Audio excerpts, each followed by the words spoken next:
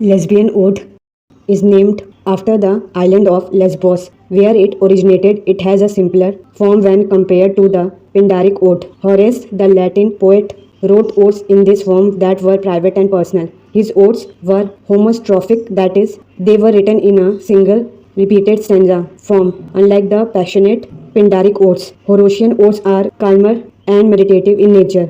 The Horatian ode was very popular with English poets. Andrew Marvell's Upon Cromwell's, written from Ireland, circa 1650, written in short four-lined stanzas having similar rhyme and meter, is the best example of this type of ode.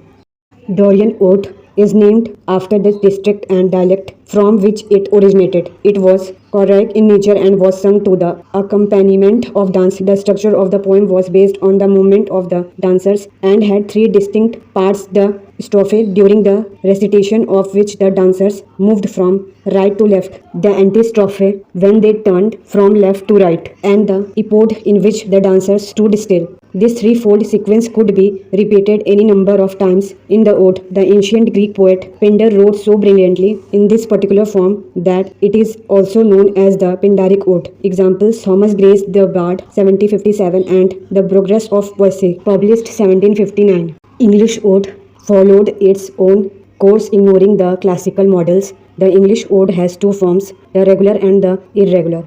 Regular ode consists of similar stanzas, and examples of this type of ode are those of Shelley and Keats. The irregular ode was introduced by Abraham Cowley in 1656. He imitated Pindar's style of writing odes but not the strophic form. Each stanza had its own length and rhyme scheme. The flexible nature of the irregular ode became very popular with the Romantics, and poets such as Wordsworth wrote in this form. His ode, Intimations of Immortality, published 1807, is an excellent example of an irregular ode.